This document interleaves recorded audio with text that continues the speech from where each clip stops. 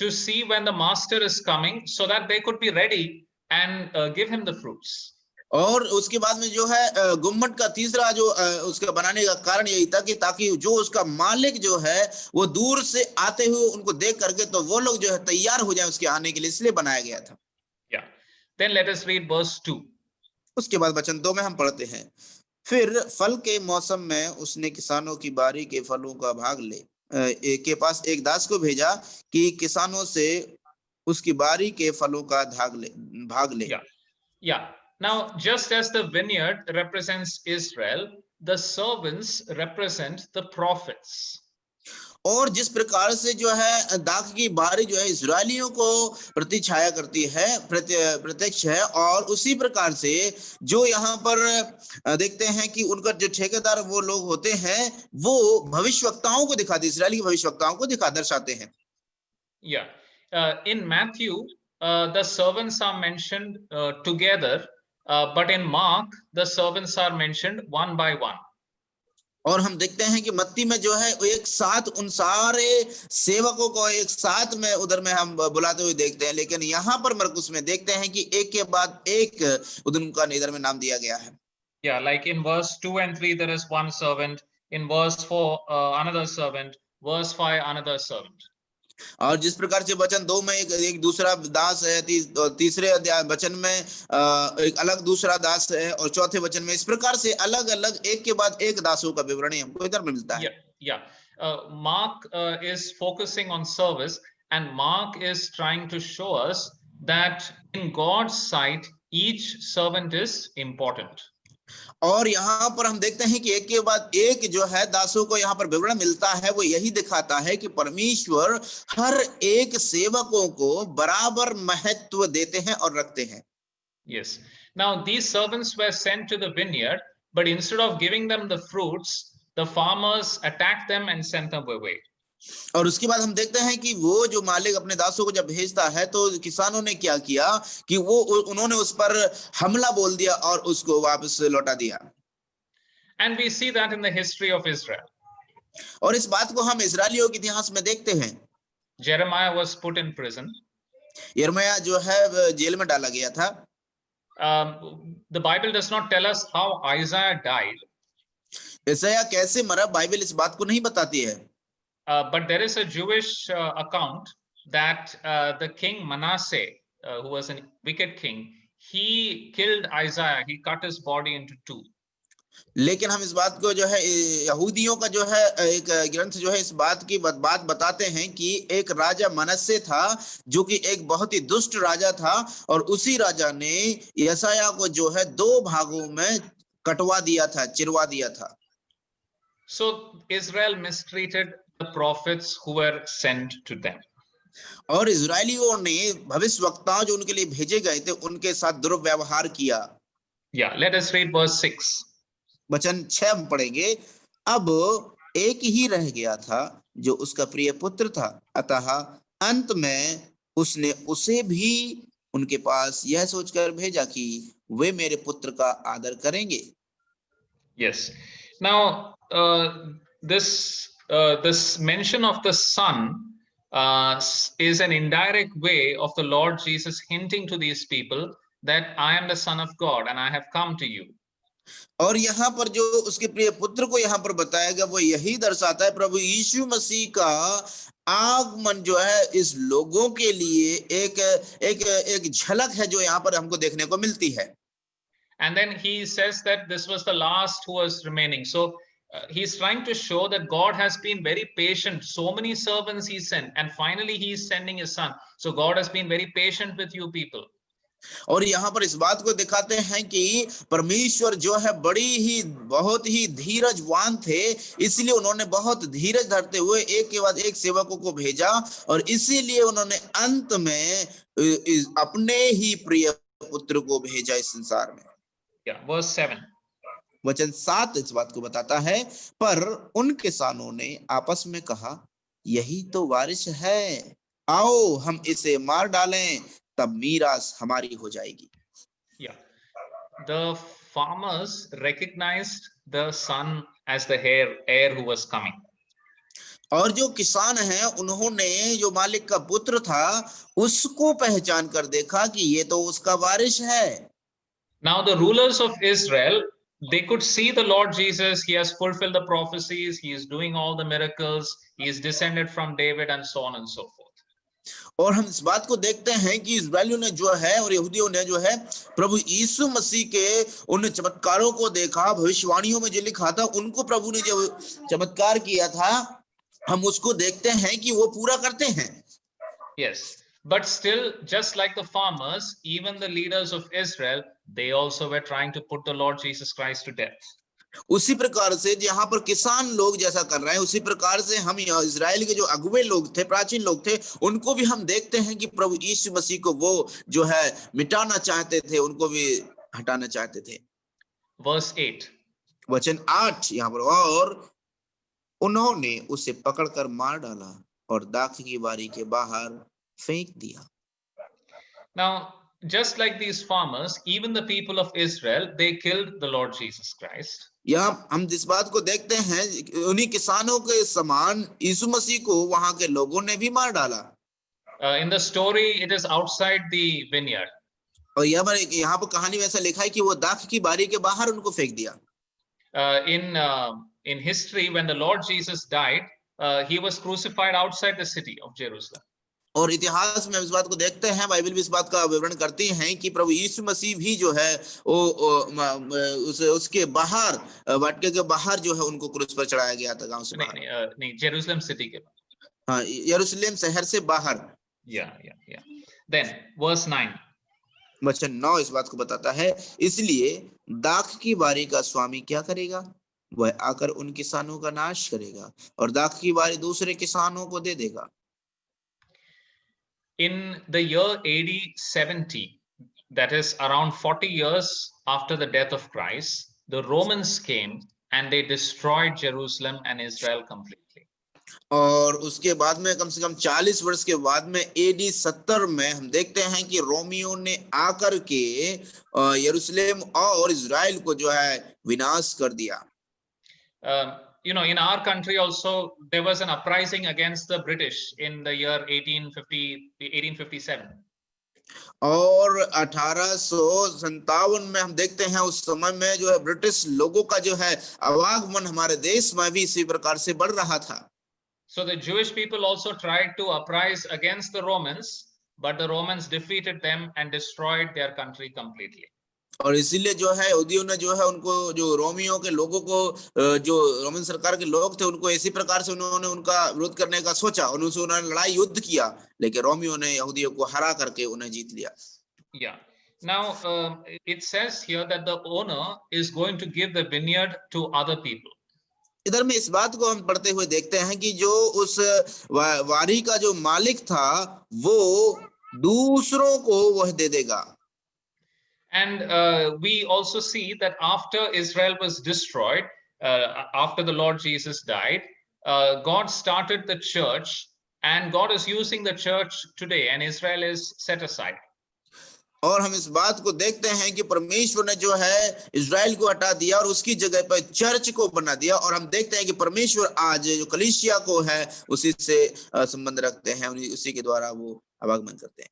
So we should be asking the question, is our local assembly bearing fruit for the Lord? Because that is what the Lord seeks. और इसीलिए हम इस बात को आज अपने आप को जांचें, क्या हमारे जो स्थानीय कलीसियाएं हैं उनके अंदर फल आ रहे हैं क्या? Yeah. Let us read verses 10 to 12. चलिए 10 से लेकर के 12 तक हम लोग वचनों को पढ़ेंगे। क्या तुमने पवित्र शास्त्र में यह वचन नहीं पढ़ा? जिस पत्थर को राजमिस्त्रियों ने निकम्मा ठहराया था वही कोने का सिरा हो गया। यह प्रभु की ओर से हुआ और हमारी दृष्टि में अद्भुत है। तब उन्होंने उसे पकड़ना चाहा, क्योंकि वे समझ गए थे कि उसने हमारे विरोध में यह दृष्टांत कहा है, पर वे लोगों से डरे और उसे छोड़कर चले गए।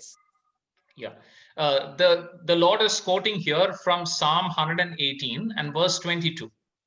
हम इस बात को देखते हैं यहाँ पर कि 118 भजन संहिता से यहाँ पर प्रभु जो मार्कुस जो है उन्हीं वचनों को यहाँ पर उद्धृत करते हैं। Now, in that psalm, there is no explanation given that, what is the stone and from where did it come, who were the builders and all that. और हम भजन संहिता पढ़ते हैं कि वहां पर उसका विवरण हमको नहीं मिलता है कि ये पत्थर कौन है, राजमिस्त्री कौन है, ये कहां से आया, इस प्रकार का विवरण हमें भजन संहिता में नहीं मिलता है. Yeah, among the Jewish people, there is a story like this, that when the temple was being built, the stones were prepared and they were sent to the temple. और हम जो यहूदियों के इतिहास में इस बात को देखते हैं कि मंदिर से में जो पत्थर जाते थे उससे पहले उनको तराशा जाता था, उसके बाद उनको मंदिर में भेजते थे. And there was one stone, and the people who were constructing the temple could not understand where the stone should be put, so they just threw it on the side. और जो राजमिस्त्री वहां पर काम करने वाले थे, उन्होंने उस पत्थर को पहचान नहीं पाया कि ये पत्थर हम मंदिर में किस जगह लगाएं, इसीलिए उन्होंने उस पत्थर को जो है एक साइड बगल में रख दिया. And then the temple was constructed. और उसके बाद में मंदिर जो है पूरा बन गया था. And the very topmost point was remaining. और अंत का जो सबसे ऊपर का जो हिस्सा जो है वो बचा रह गया था. And they were looking to find what stone should be put on the top. और उसके बाद में उसका जो ऊपर का सबसे बड़ा ऊंचाई जो टोन का जो है उस पर कौन सा पत्थर को रखा जाए. And then somebody noticed that stone which is lying on the side, which is rejected, actually that stone's place is right at the top.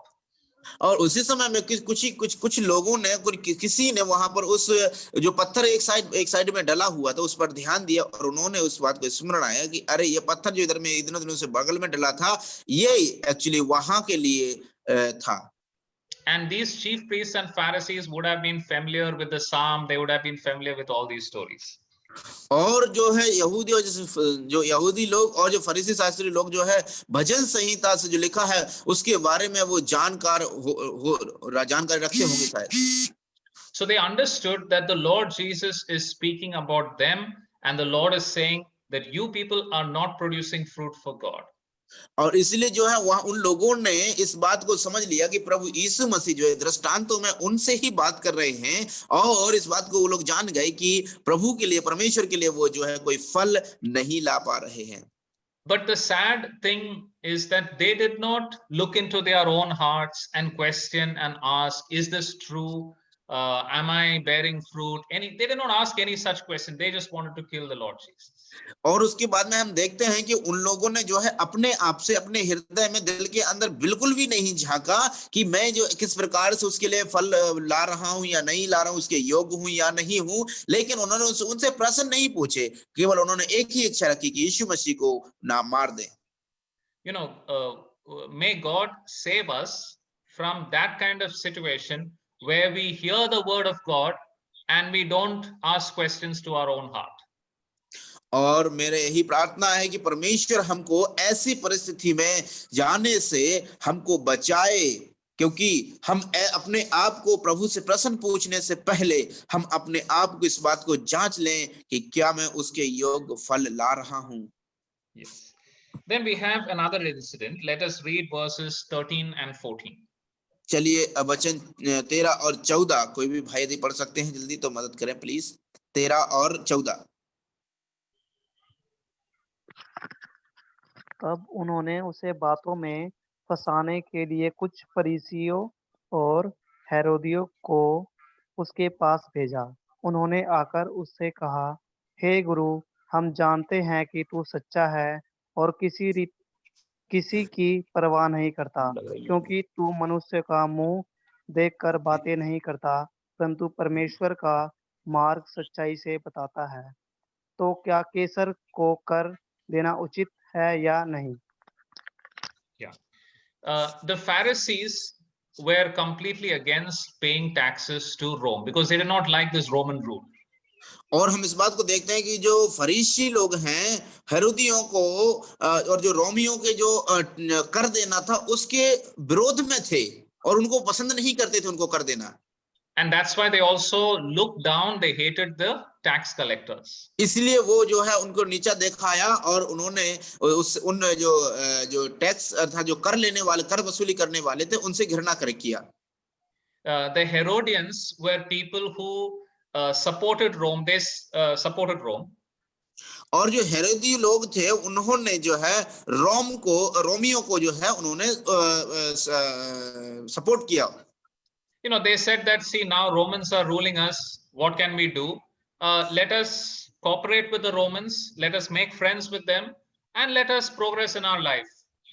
और हेरोदियों ने जो है ऐसा सोचा कि अभी रोमियो का सरकार जो है साम्राज्य जो हम पर अभी प्रभुता कर रहा है और हम क्या कर सकते हैं, इसलिए उन्होंने उनसे क्या सोचा कि हम उनका चलो कोऑपरेशन करते हैं, समझौता करते हैं उनके साथ में, और जैसे चला वैसा करते हैं।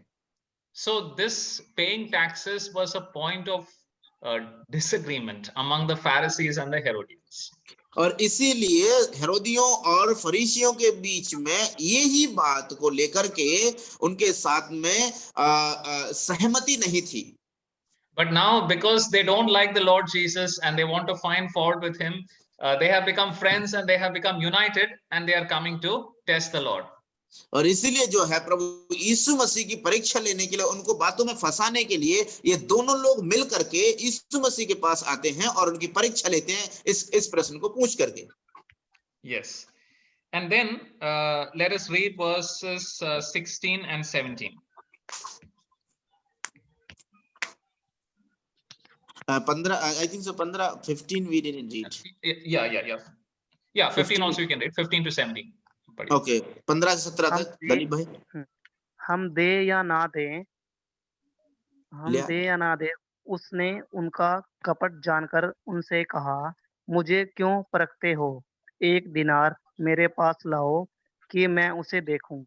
वे ले आए और उसने उनसे कहा, यह छाप और नाम किसका है? उन्होंने कहा, कैसर का। यीशु ने उनसे कहा, जो कैसर का है वह कैसर को, और जो परमेश्वर का है परमेश्वर को दो।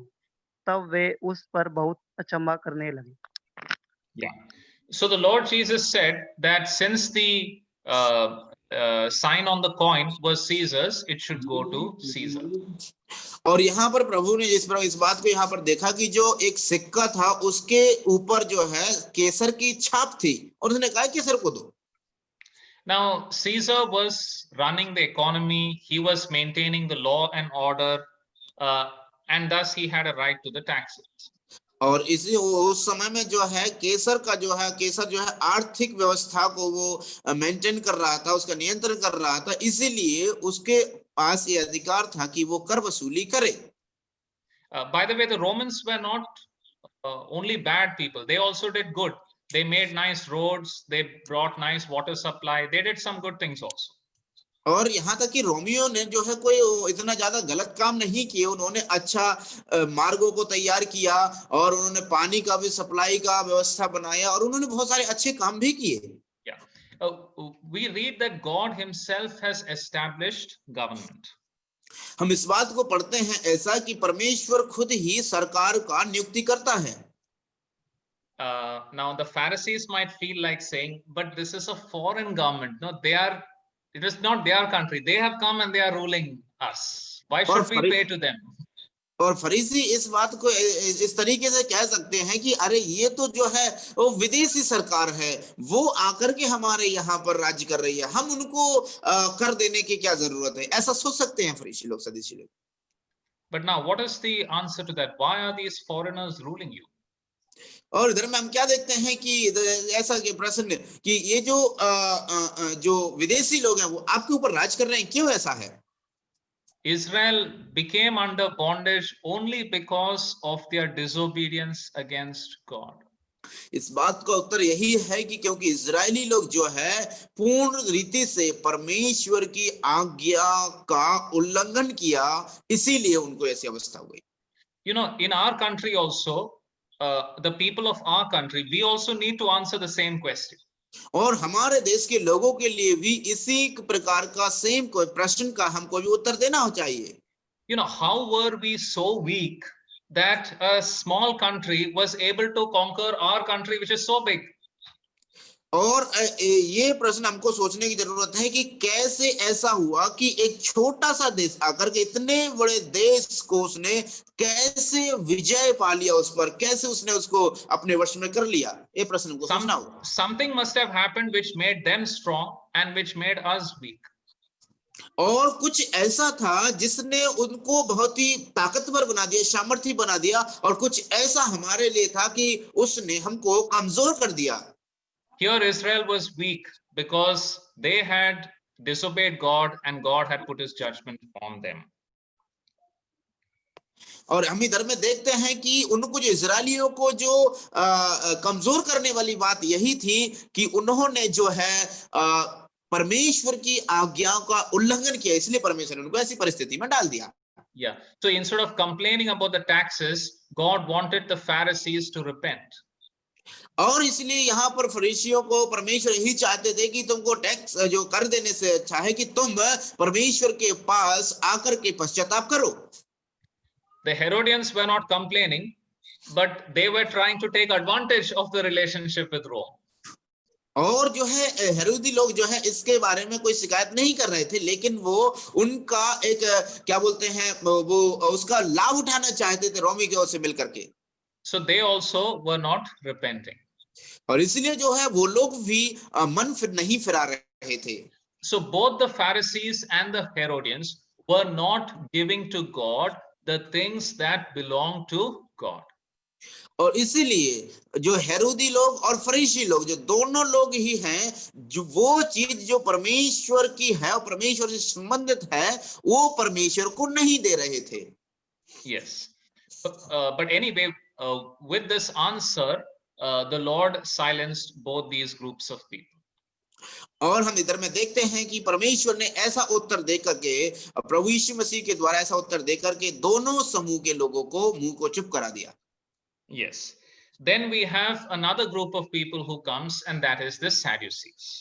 और उसके बाद में हम फिर देखते हैं कि उसके बाद दूसरा समूह के लोग आते हैं और वो है सदूकियों का group. Yeah. Let us read verses 18 to 23. चलिए वचन 18 से लेकर के 23 तक पढ़ें दलीप भाई। फिर सदूकियों ने जो कहते हैं कि मरे हुओं का जी उठना है ही नहीं, उसके पास आकर उससे पूछा, हे गुरु, मूसा हमारे लिए लिखा है कि यदि किसी भाई बिना संतान मर जाए और उसकी पत्नी रह जाए तो उसका भाई उसकी पत्नी से विवाह कर ले और अपने भाई के लिए वंश उत्पन्न करे। 7 भाई थे। पहले भाई विवाह करके बिना संतान मर गया। तब दूसरे भाई ने उस स्त्री से विवाह कर लिया और बिना संतान मर गया, और वैसे ही तीसरे ने भी किया, और 7 ने संतान ना हुई। सबके पीछे वह स्त्री भी मर गई। अतः जी उठने पर वह उन किसकी पत्नी होगी, क्योंकि वह 7 की पत्नी हो चुकी है। Yes. The Sadducees were the party to which the priests belonged. और जो सदूकी लोग वो उनका वो पार्टी थी जो याजकों से संबंधित रखती थी। Yes. These were people who are skeptics. That means they doubt the things. So they don't believe in the things which they cannot see, like angels and resurrection. और ये वो समूह के लोग थे जो उन चीजों में जो विश्वास नहीं रखते थे, जैसे कि स्वर्गदूत हो गए और ऐसी कुछ स्वर्ग की बातें। The Pharisees would add to God's word. These were the people who would subtract God's word. और फरीसी लोग जो है परमेश्वर के वचन में कुछ मिलाते थे, मिलावट करते थे, और ये लोग जो है परमेश्वर के वचन से निकालने का काम करते थे। Yes, and we have such people today as well. और यहाँ तक कि आज भी हमारे धर्म में ऐसे लोगों को हम देखते हैं। Yeah, and they felt that if you believe in the resurrection, it leads to some foolish situation like, whose wife will this woman be in the resurrection? और इसलिए वो यहाँ पर इस प्रश्न को उठाते हैं कि जो पुनरुत्थान होने के बाद में वो स्त्री जो है किसकी पत्नी होगी। Yeah. Now the Old Testament never says that in the resurrection, there will be husband and wife. और पुराना नियम ऐसा नहीं बताता है कि पुनरुत्थान में जो है कोई पति पत्नी होगा। But they felt it would be like that. लेकिन उन्होंने ऐसा महसूस किया कि वो ऐसा ही होगा कुछ। And then because of that, the doctrine of resurrection looks foolish to them. और इसी के चलते जो पुनरुत्थान की जो सिद्धांत है और शिक्षा है वो उनके लिए मूर्खता नजर आती है। This is something like, Muslims today will say that if God has to have a son, then God has to have a wife also. और ये तो उसी प्रकार से है जैसे कि जो मुस्लिम लोग भी आज कहते हैं कि यदि परमेश्वर को पुत्र होना है तो उसके लिए फिर पत्नी भी होना है। Yeah, many people today say, how did all the animals fit inside Noah's ark? How is all those things possible? और कुछ लोग इस प्रकार से भी प्रश्नों को उठाते हैं और इस प्रकार से बोलते हैं कि अरे ये कैसे संभव हुआ कि नूह के जहाज में इतने सारे जानवर एक साथ आ गए, कैसे ऐसा हुआ? Whom did Cain and Abel marry? और कैन और आबिल ने किसके साथ शादी किया? Now, these all questions and their answers, they look foolish when we add our own thoughts to it, or when we take the situation which is there now and say the same thing is there at that time. और ये इस प्रकार के प्रश्न जो है जब हम उनको पूछते हैं तो उनका जवाब में हमको मूर्खता नजर आती है और उनकी तुलना जो है आज की परिस्थिति से हम करते हैं, इसीलिए वो उनको मूर्खता नजर आती है। Yes. Now let us read verse 26 and 27. 26 और 27 पद को भी हम पढ़ेंगे। मरे हुओं के जी उठने के विषय में क्या तुमने मूसा की पुस्तक में झाड़ी की कथा में नहीं पढ़ा कि परमेश्वर ने उससे कहा, मैं अब्राहम का परमेश्वर और इसहाक का परमेश्वर और याकूब का परमेश्वर हूँ। परमेश्वर मरे हुओं का नहीं वरन जीवितों का परमेश्वर है, अतः तुम बड़ी भूल में ना पड़े हो। Yeah. See, if God is really God, then he has to be great. और इधर में हम इस बात को जानते हैं कि यहाँ पर ध्यान से देखिए कि यदि परमेश्वर बड़ा है और वो सामर्थ्य है तो उसको महान होना है। And if he is great, then he has to associate with people who are living, not with people who are dead. और इधर में जो परमेश्वर महान होने होते हुए उन लोगों के साथ में उसको सहभागिता रखनी जो अभी जिंदा रह रहे हैं, जीवित हैं। What is the point of saying that, I am God and these are all my people, they don't exist anymore? और इसमें इसका मतलब इसमें क्या कोई पॉइंट है इधर में कि इस प्रकार से मैं कहूं कि अरे मैं इनका गॉड परमेश्वर हूं और इधर इनका कोई अस्तित्व भी नहीं है, तो इसका मतलब क्या है? इसका कोई अर्थ ही नहीं है। If he is the God of somebody, that somebody must be there, he must be existing. और यदि वो इस प्रकार से कहता है कि मैं किसी का भगवान ईश्वर हूं तो वो उसका अस्तित्व होना चाहिए उसका। Now God told Moses, I am the God of Abraham. He did not say I was the God of Abraham. और इधर में हम देखते हैं वो लिखता है कि परमेश्वर ने कहा कि मैं ही अब्राहम का परमेश्वर हूं। He did not say I was the God of Abraham. और उसने ऐसा नहीं कहा कि मैं अब्राहम का परमेश्वर था, लेकिन उसने कहा मैं हूं। Yeah, this shows that during the time of Moses, Abraham is still alive. और इसी बात को यह बात दिखाती है कि उस समय के दौरान जो है अब्राहम उधर में जिंदा था परमेश्वर का। Moses lived 500 years after Abraham. और मूसा जो है अब्राहम के 500 साल के बाद जीवित रहा। Which shows that even after the physical death, there is a resurrection or there is a life after the death. और इस बात ये बात यही दिखाती है कि मृत्यु के बाद में जो है पुनरुत्थान है, जीवन के बाद में दूसरा जीवन भी है। Yes. Now here the Lord, the Lord again here he gives a principle which is important for understanding spiritual truth. और यहाँ पर हम एक बात को देखते हैं कि प्रभु फिर से यहाँ पर प्रभु जो है एक ऐसा सिद्धांत देते हैं जो हमको आत्मिक रीति समझने के लिए बहुत ही आवश्यक है। In verse 24, two things are written there. वचन 24 में दो बातें उधर में लिखी गई हैं। The scriptures and the power of God. और जो पवित्र शास्त्र और परमेश्वर की सामर्थ। Yeah. In 1 Corinthians 15, the subject is the resurrection.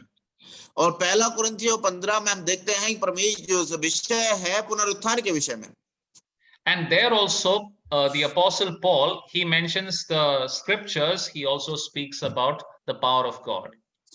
और उधर में भी हम इस बात को देखते हैं कि प्रेरित पौलुस जो है वहां पर परमेश्वर के वचन शास्त्र के बारे में और उनकी सामर्थ्य के बारे में वहां पर विवरण करते हैं।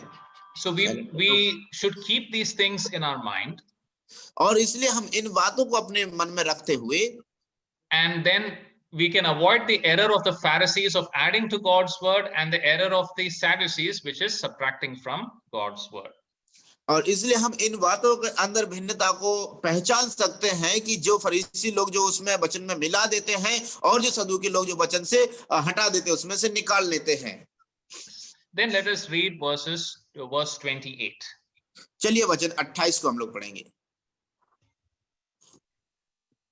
शास्त्रियों में से एक ने आकर उन्हें विवाद करते सुना, और यह जानकर कि उसने उन्हें अच्छी रीति से उत्तर दिया, उससे पूछा, सबसे मुख्य आज्ञा कौन सी है? Yeah. At that time, the scribes were trying to count the laws that Moses had given them. और इधर में इस परिस्थिति हम देखते हैं कि जो शास्त्री लोग जो हैं, जो मूसा ने जो व्यवस्था दिया था, उनको वो उनका जो तुलना करना चाहते थे, उनको गिनती करना चाहते हैं कितना है। Yeah, and also this question was there, that out of all these hundreds of commandments, which is the greatest? और इसलिए उन जो जितनी भी आज्ञा हैं, उनमें से सबसे महान और बड़ी आज्ञा कौन सी है, ऐसा वो वहां पर पूछते हैं। Yeah. Let us read verse 29 and 30. 29 और 30वीं वचन को हम पढ़ेंगे। यीशु ने उसे उत्तर दिया, सब आज्ञाओं में से यह मुख्य है, हे इज़राइल सुन, प्रभु हमारा परमेश्वर एक ही प्रभु है, और तू प्रभु अपने परमेश्वर से अपने सारे मन से और अपने सारे प्राण से और अपनी सारी बुद्धि से और अपनी सारी शक्ति से प्रेम रखना। Yeah. In verse 29, the Lord is reminding the people of this commandment, that they should have Jehovah as their God, not anybody else. और वचन 29 में हम देखते हैं कि प्रभु यीशु मसीह यहाँ पर इस बात को उनको स्मरण दिला रहे हैं कि केवल यहोवा ही तुम्हारा परमेश्वर होना चाहिए, कोई और नहीं। It took the people of Israel 1000 years to understand this. और ये समझने के लिए इस्राएलियों को 1000 वर्ष का समय लग गया। Now these people were not worshipping Baal and all those idols. और इस समय के दौरान जो है इस्राएली लोग जो है बाल और दूसरे प्रकार के अन्य देवी देवताओं को वो नमन नहीं करते थे, आराधना नहीं करते। They would say that now we believe in Jehovah only. और अभी इस परिस्थिति में वो ऐसा कह सकते हैं कि अभी हम केवल यहोवा में ही विश्वास करते हैं। But the Lord is reminding them that the second part you have not kept, that is the love. और प्रभु जो है यहाँ पर उनको एक बार फिर से स्मरण दिला रहे हैं कि जो उसका आज्ञाओं का दूसरा भाग जो है वो उनको स्मरण दिलाते हैं कि तुमने उस प्रेम को नहीं रखा। Yeah. The Lord says we should love God with all our heart. और पवित्र शास्त्र वो वचन हमको यही बताता है कि तुम परमेश्वर को अपने सारे प्राण से और प्रेम रखना। Yeah. हार्ट के लिए प्राण है, मन से हाँ मन से yeah. That means he should be our greatest desire. God should be whom we want the most. और इसका यह बात यह दिखलाती है और समझाती है कि जो परमेश्वर जो है हमारे मन की हर एक इच्छा और हर एक विचार में परमेश्वर होना चाहिए। Sometimes people they ask certain questions like is it okay for me to watch movies, is it okay for me to go for a party with my friends, and so on and so forth. और इस प्रकार से बहुत सारे लोग ऐसे प्रश्नों को पूछते हैं, क्या मेरे लिए फिल्म सिनेमा देखना उचित है या अपने दोस्तों के साथ में पार्टियों में जाना उचित है, इस प्रकार के प्रश्नों को बहुत सारे लोग पूछते हैं। And then some older people who want to disciple them, they will make a rule saying that this is not allowed for you, this is not allowed for you. और हम इस बात को देखते हैं कि जो प्राचीन लोग अर्थात जो बुजुर्ग लोग होते हैं, बड़े सियाने लोग होते हैं, उनको वो अनुशासन करना चाहते हैं, इसलिए वो उनको इस बात को बोलते हैं कि नहीं, तुम ऐसा नहीं करना चाहिए, तुम्हें ये करना है, ये करना है, ये करना है। Then the young people will ask, where in the Bible it says you should not do this? और इसके बाद में जो है, जो युवा पीढ़ी है, उनसे इस बात को प्रश्न पूछती हैं, बाइबल में ऐसा कहाँ लिखा है कि तुम ऐसा नहीं करना। So here in all these kind of questions, the issue comes is that of the heart. What do you want? What is your greatest desire in life? और यहाँ पर इसका विषय जो है, यहाँ पर इस बात को देखते हैं, तुम्हारा मन का सबसे बड़ा इच्छा और विचार क्या है, उसको जरा समझो। Yeah, is God the greatest desire of your heart? क्या तुम्हारे मन का सबसे बड़ा विचार और इच्छा परमेश्वर है? Then the Lord also mentions the soul here. और उसके बाद में हम प्रभु इस बात को देखते हैं कि वो प्राण को भी यहाँ पर दर्शाता है, लेता है। These are all similar words. और ये जो है एक दूसरे से समानता रखने वाले शब्द ही हैं। But the soul also speaks of the choices or the decisions, that the will that we exercise, that the decisions that we make. और प्राण भी जो है उन्हीं से संबंधित रखता है। हम जो निर्णय जो है लेते हैं और बनाते हैं, निर्णय को, इच्छाओं को जागृत करते हैं, उनके अनुसार हम निर्णय लेते हैं, उन्हीं को जो है प्राण भी दर्शाता है। You know, sometimes people say like this, that I have become very close to God, I have become very spiritual now, I have grown spiritually, and so on. और कुछ लोग आपने ऐसा कहते सुना कि नहीं, मैं आजकल तो परमेश्वर के साथ में बहुत ही नजदीकी मेरा संबंध बन गया है और अच्छा संबंध है और मैं आत्मिकता में बहुत बढ़ रहा हूँ। You know, one way to test that is to see your bank statement. और एक जो उसका उनका देखने का, परखने का एक तरीका है कि उनके जो बैंक का जो स्टेटमेंट है उसको देखना। What are you spending your money on? आप अपना पैसा किसके ऊपर खर्च कर रहे हैं? Or what are you spending your time on? और आप अपना समय किस पर व्यर्थ कर रहे हैं? The choices that we make, it shows who we really love. और जो हम जो इच्छाओं को रखते हैं और जिनका चुनाव करते हैं, वही इसका प्रमाण है कि हम परमेश्वर को कितना प्रेम करते हैं। Then he mentions the mind here. और उसके बाद में हम देखते हैं कि वो सारी बुद्धि से इधर में वो इसको बताते हैं। That is the thoughts that we have, the thinking that we have should be aligned with God. और जो विचार हमारे अंदर, जो ज्ञान है, जो विचार है हमारे बुद्धि में, वो परमेश्वर से जुड़े हुए हों। And then he mentions the strength there.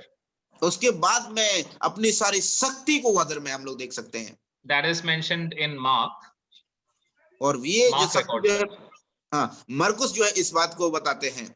Because strength is used for service, that in all our service to God we should love him. और जो शक्ति की जरूरत पड़ती है एक सेवक के लिए, और एक सेवक के लिए वो इसीलिए यहाँ पर परमेश्वर को अपने सारी शक्ति से प्रेम रखना चाहिए।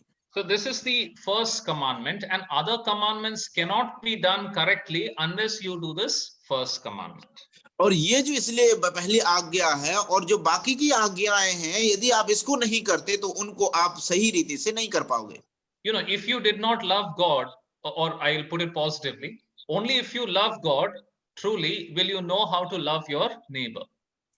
और इसको मैं थोड़ा सकारात्मक तरीके से बताना चाहता हूँ। यदि आप सच में परमेश्वर से प्रेम रखोगे या प्रेम करोगे, तो आप इस बात को सीखोगे कि आप अपने पड़ोसी से कैसे प्रेम करें। So the Lord mentions the second commandment of loving one's neighbor, that is in verse 31. और उसके बाद में जो है परमेश्वर दूसरी बात को उधर में मेंशन करते हैं, और कैसे आप अपने पड़ोसी को प्रेम रखना है, वो वचन 31 में हम लोग पढ़ते हैं। Yes. Then let us read verse 32 to 34. उसके बाद हम पढ़ेंगे 32 से लेकर के 34 तक। शास्त्री ने उससे कहा, हे गुरु, बहुत ठीक, तूने सच कहा कि वह एक ही है और उसे छोड़ और कोई नहीं, और उससे सारे मन और सारी बुद्धि और सारे प्राण और सारी शक्ति के साथ प्रेम रखना, और पड़ोसी से अपने समान प्रेम रखना सारे होम बलियों और बलिदानों से बढ़कर है। जब यीशु ने देखा कि उसने समझ से उत्तर दिया, तो उससे कहा, तू परमेश्वर के राज्य से दूर नहीं और किसी को फिर उससे कुछ पूछने का साहस ना हो। Yes. This can be used while preaching the gospel to people. और ये जो बात हम जो है जब हम सुसमाचार प्रचार करते हैं लोगों के बीच में, तो हम इसका इस्तेमाल कर सकते हैं। You know, I'm not telling you to take my religion. और आप ऐसा नहीं कह सकते, आप ऐसा उनको कह सकते हैं कि मैं ऐसा कोशिश नहीं कर रहा हूं कि आपका धर्म को बदल दूं। But you have a person who created you. Don't you think you need to love that creator? और आपको ऐसा उनको बोलना है कि आपको किसी ने बनाया है, कोई सृष्टि करता है, क्या आप ऐसा नहीं सोचते कि आप उससे प्रेम रखें? Yeah. Cornelius, in the book of Acts, he was trying to serve God whom he did not know. और हम क्रोनोलियस के प्रेरितों का में देखते हैं कि वो एक ऐसे परमेश्वर के सेवकाई करना चाहता था जिसको वो नहीं जानता था। And so he was not far from the kingdom of God also. इसलिए वो भी जो है परमेश्वर के राज्य से दूर नहीं था। And the Lord Jesus said to this scribe, if you can understand this much, then you are not far from the kingdom of God. इसलिए यहाँ पर हम प्रभु को उत्तर देते हुए सुनते हैं, देखते हैं कि प्रभु कहते हैं, यदि तुम इसको इतना समझते हो तो तुम परमेश्वर के राज्य से दूर नहीं हो। Yes. Then in this way, all the people were silenced and they stopped asking questions to the Lord Jesus. और इस तरीके से जो है वहां के सारे लोग जो है चुप हो गए और शांत हो गए, और किसी ने फिर दोबारा सवाल उनसे क्वेश्चन नहीं किया। Yeah. Now let us read verse 35 to 37. 35 से लेकर के 37 तक हम पढ़ेंगे अभी। फिर यीशु ने मंदिर में उपदेश करते हुए यह कहा, शास्त्री कैसे कहते हैं कि मसीह दाऊद का पुत्र है। दाऊद ने आप ही पवित्र आत्मा में होकर कहा, प्रभु ने मेरे प्रभु से कहा, मेरे दाहिने बैठ, जब तक कि मैं तेरे बैरियों को तेरे पांव की पीढ़ी ना कर दूं। दाऊद तो आप ही उसे प्रभु कहता है। फिर वह उसका पुत्र कहाँ से ठहरा, और भीड़ के लोग उसकी आनंद से सुनते थे। Yeah. All the Jewish people believed that the Messiah would be the son of David. और सारे जो लोग थे, जो वंशजता लोग थे, वो इस बात पर विश्वास करते थे कि मसीह जो है दाऊद का पुत्र होगा। And there were many scriptures to say that. और यहाँ तक कि उसको ऐसा कहने के लिए बहुत सारे शास्त्रों में भी लिखा था। But here the Lord is quoting from Psalm 110. और यहाँ पर लेके हम देखते हैं कि प्रभु जो है भजन संहिता 110 से उसको लेते हैं। And there David refers to the Messiah as Lord.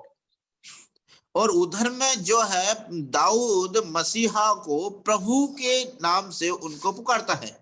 So how can he call his great grandson as my Lord? और इधर में वो यहाँ पर बोलते हैं कि वो अपने ही नाती पोतों को ऐसा पुत्र को कैसे वो प्रभु कह सकता है। Today every Jew, every Muslim has to answer this question. और आज जो है हर एक यहूदी और मुसलमान को ऐसा उत्तर देना होगा। The only answer is this, that David says like this because the Messiah is God himself. और उनको केवल ऐसा ही कहना पड़ेगा, ऐसे उत्तर देंगे, क्योंकि मसीहा ही परमेश्वर है, ईश्वर है। As man, the Lord Jesus was the son of David. और जिस प्रकार से प्रभु यीशु मसीह जो है दाऊद का पुत्र थे, But as God, he is also David's Lord. और परमेश्वर के नाते वो दाऊद के प्रभु हैं। In Revelation, the Lord uses, Lord says like this, I am the root and the offspring of David.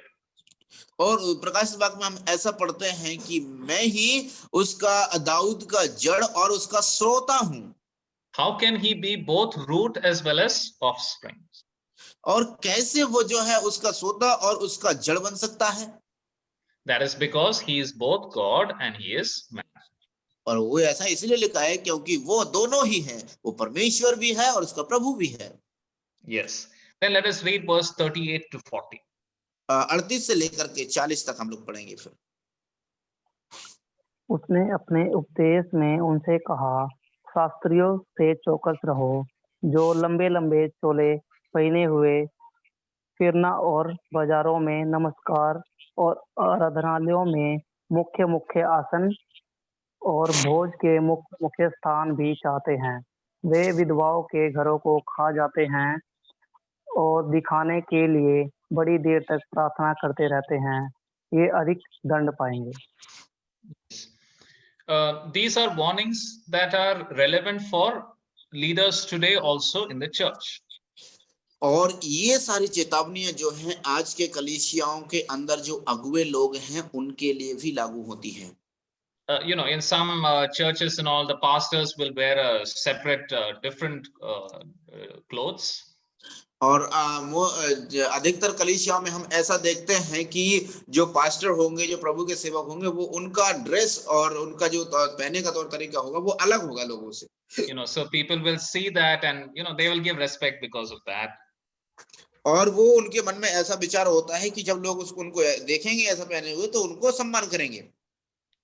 Then there are some people, they want other people to respect them because they have a certain position, like, you know, I am the elder or I am the leader, so everybody should respect me. और कुछ लोग ऐसा अपने आप को बनाते हैं कि वो लोग ऐसा सोचते हैं कि अरे मैं ही या इसका कलीसिया का प्राचीन हूँ या बड़ा हूँ या अगुआ हूँ। वो लोग ऐसा लोगों से अपेक्षा करते हैं जिससे कि लोग मेरा सम्मान करें।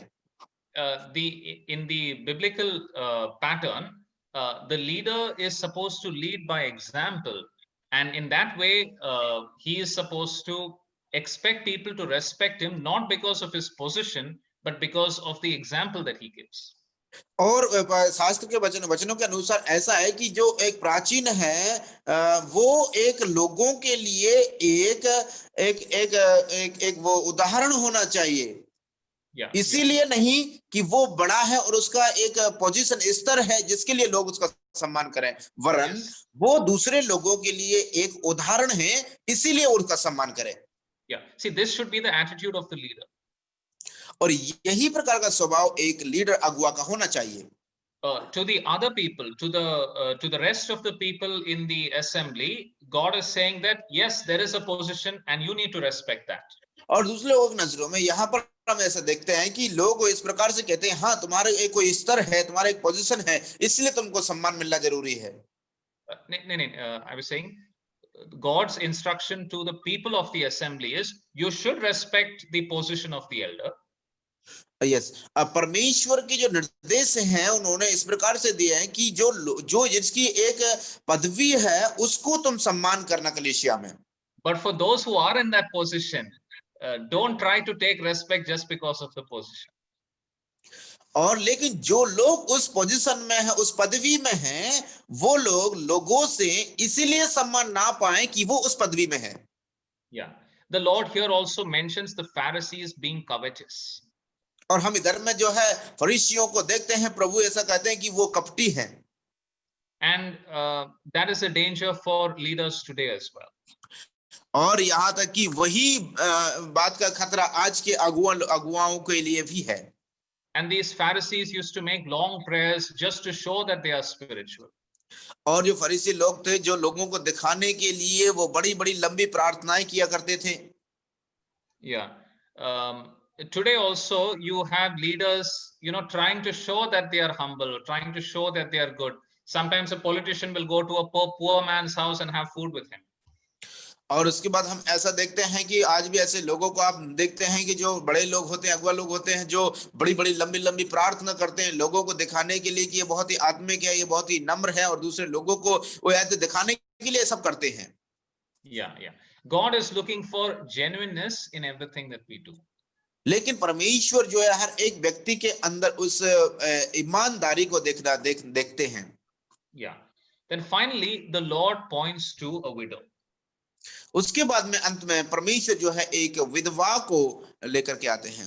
Let us read verse 41 to 44. 41 से लेकर के 44 तक हम लोग पढ़ेंगे। वह मंदिर के भंडार के सामने बैठकर देख रहा कि लोग मंदिर के भंडार में किस प्रकार पैसे डालते हैं, और बहुत से धनवानों ने बहुत कुछ डाला। इतने में एक कंगाल विधवा ने आकर 2 दमड़ियां जो एक अधेले के बराबर होती है, डाली। तब उसने अपने चेलों को पास बुलाकर उनसे कहा, मैं तुमसे सच-सच कहता हूँ कि मंदिर के भंडार में डालने वाले में से इस कंगाल विधवा ने सबसे बढ़कर डाला है, क्योंकि सब ने अपने धन की बढ़ती में से डाला है, परंतु इसने अपनी घटी में से जो कुछ उसका था, अर्थात अपनी सारी जीविका डाल दी है। Yeah. The Lord Jesus himself, he is God. So he has the authority to say who is giving little and who is giving much. और हम यहाँ पर इस बात को समझ सकते हैं कि प्रभु यीशु के पास वो परमेश्वर होने के नाते अधिकार है कि वो ऐसा कह सकते हैं कि कौन कम दे रहा है और कौन ज्यादा देता है। Yeah. In terms of today's money, this woman had put around 3 to 4 rupees in the offering. और आज के पैसों की तुलना में यदि हम इसकी तुलना करें तो इस विधवा ने जो है 2 या 3 रुपीस उधर में दान में डाले। Yeah. So perhaps that is an offering which is much less than what we would also put. और ये जो एक तरीके से यदि हम देखें कि ये सच भी है कि आज की जो हम ऑफरिंग जो दान डालते हैं उनसे भी कम होगा। Yeah. But here we understand that God sees not only how much you put, he also sees how much you are keeping back. और यहाँ पर हम इस बात को भी देखते हैं कि परमेश्वर इस बात को ही नहीं देखते कि तुम कितना डालते हो, लेकिन इस बात को भी देखते हैं कि तुम कितना रखते हो बचा के, वो भी देखते हैं परमेश्वर। And especially for those of us who live in big cities, you know, some of us have good jobs and we are doing very well. We need to keep this in mind that, you know, we may be putting a good amount in the offering, but God sees at what we are keeping back.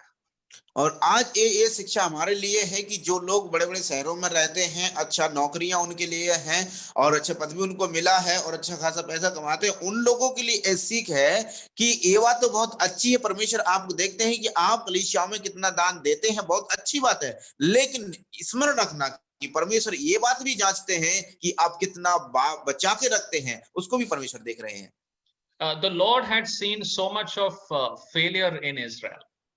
और परमेश्वर ने जो है इस्राएलियों के जीवन में बहुत ही असफलताओं को देखा है। But he was very happy when he saw this widow. लेकिन परमेश्वर जो बहुत ही प्रसन्न हुए जब उन्होंने इस विधवा को देखा। You know, the parable of the vineyard showed how the people of Israel did not have fruit towards God. और जो है उस किसान की वारी का दाख की वारी का दृष्टांत ने यह बात दिखाई कि वो इस्राएलियों कैसे उनके अंदर जो है फल नहीं ला रहे थे। Now this widow, in her own little way, she was fruitful towards God.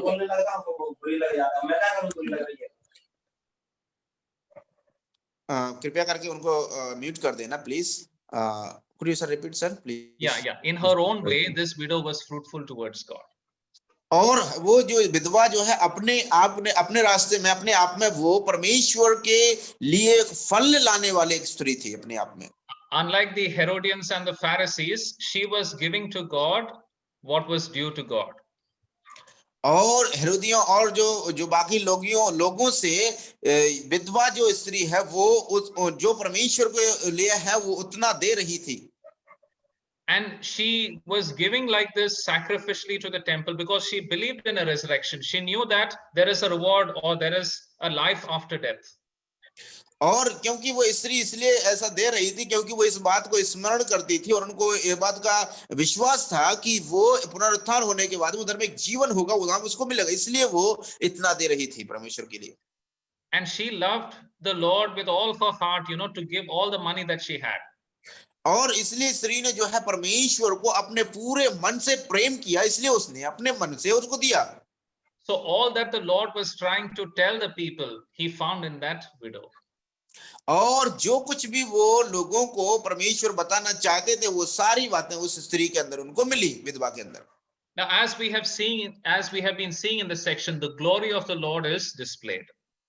और इस बात को जैसे कि हम देख रहे हैं कि इस भाग में परमेश्वर से दास की उस महिमा जो है प्रदर्शित होती है।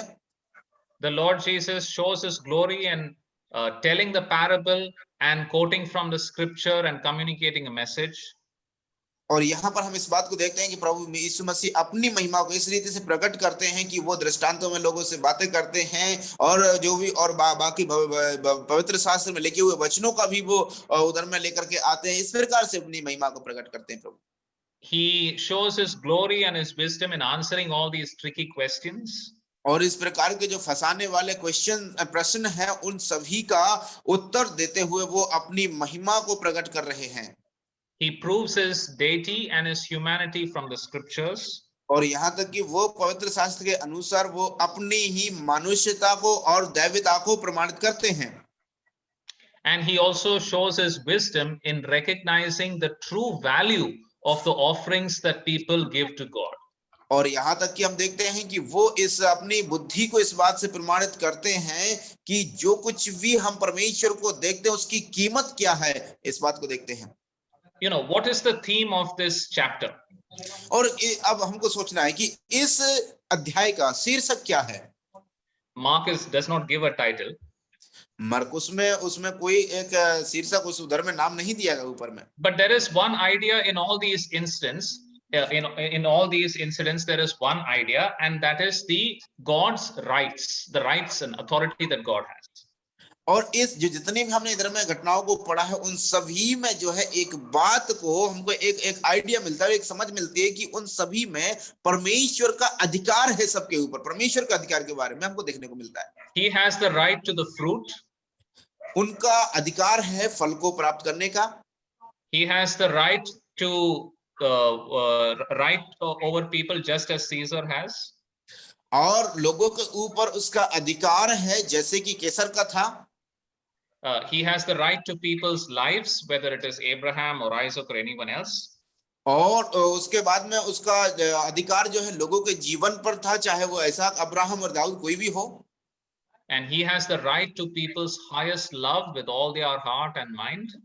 और उसका अधिकार था लोगों के हृदय से, मन तन मन से, प्राण से बढ़कर के उससे प्रेम करना, उसका अधिकार था।